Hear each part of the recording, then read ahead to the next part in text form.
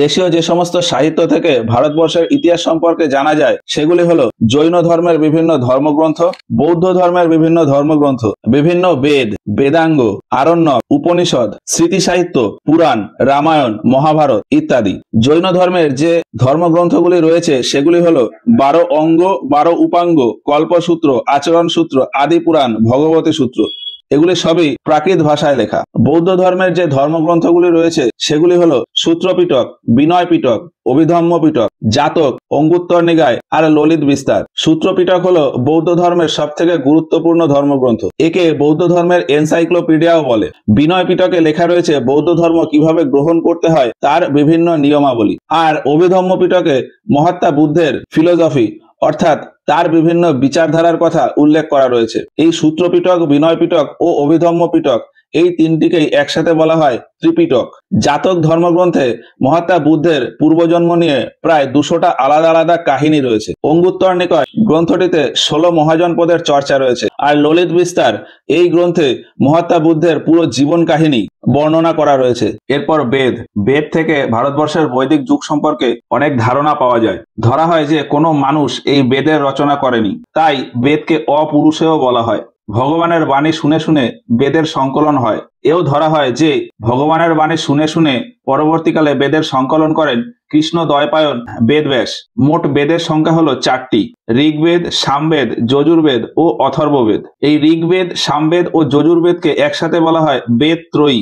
ঋগ্বেদ, সামবেদ, যজুর্বেদ ও অথর্ববেদ এই প্রত্যেকটি বেদের আবার একটি করে উপবেদ রয়েছে। এই 4টি বেদের উপবেদগুলি হলো যথাক্রমে আয়ুর্বেদ, গান্ধর্ববেদ, ধনুর্বেদ ও শিল্পবেদ। কোনো একজন ব্যক্তি যিনি কোনো বেদ সম্পর্কে বা কোনো উপবেদ সম্পর্কে প্রচুর জ্ঞানী তাকে বলা হয় ওই বেদের জ্ঞাতা বা নোয়ার। অর্থাৎ 4টি বেদের 4 জন জ্ঞাতা আছে এবং 4টি উপবেদেরও 4 জন জ্ঞাতা আছে।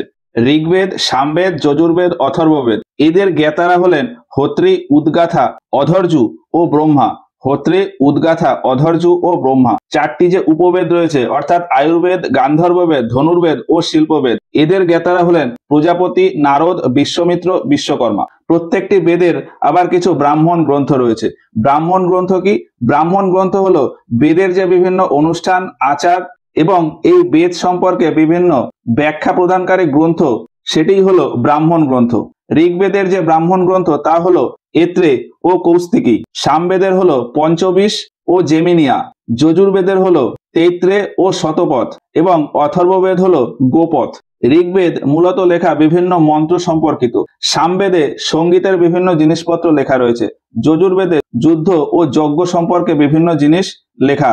আর অথর্ববেদে ম্যাজিক এবং মেডিকেল অর্থাৎ চিকিৎসা সম্পর্কিত বিভিন্ন জিনিস লেখা রয়েছে। ঋগ্বেদ ঋগ্বেদ হলো সব থেকে পুরনো বেদ। এটি স্তোত্র বা হিউমস আকারে লেখা অর্থাৎ প্যারাগ্রাফ আকারে। এতে মোট 1028টি স্তোত্র রয়েছে। এটিকে 10টি মণ্ডলে ভাগ করা। মণ্ডল কথার সাধারণ অর্থ হলো চ্যাপ্টার, অর্থাৎ 10টি চ্যাপ্টারে ভাগ করা। এই দশম মণ্ডলেই বলা আছে যে ব্রাহ্মণ, ক্ষত্রিয়, বৈশ্য ও শূদ্র এরা জন্ম নিয়েছে ব্রহ্মার মুখ, হাত, থাই ও পায়ের পাতা থেকে।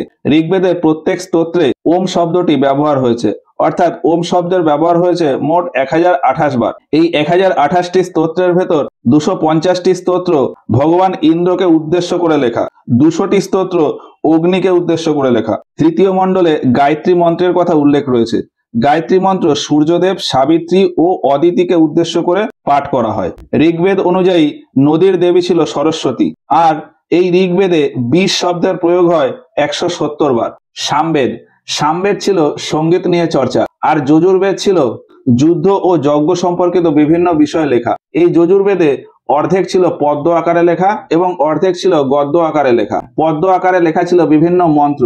একে বলা হয় শুদ্ধ যজুর্বেদ। আর যজুর্বেদের অর্ধেক যা গদ্য আকারে লেখা তা হলো যুদ্ধ সম্পর্কিত বিভিন্ন জিনিস। একে বলা হয় কৃষ্ণ যজুর্বেদ। অথর্ববেদ 20টা আলাদা আলাদা কুণ্ড বা বইতে ভাগ করা। এতে মোট 711টি স্তোত্র বা হিউমস রয়েছে। এতে বিভিন্ন ম্যাজিক অর্থাৎ জাদু এবং চিকিৎসা সম্পর্কিত বিভিন্ন বিষয় লেখা।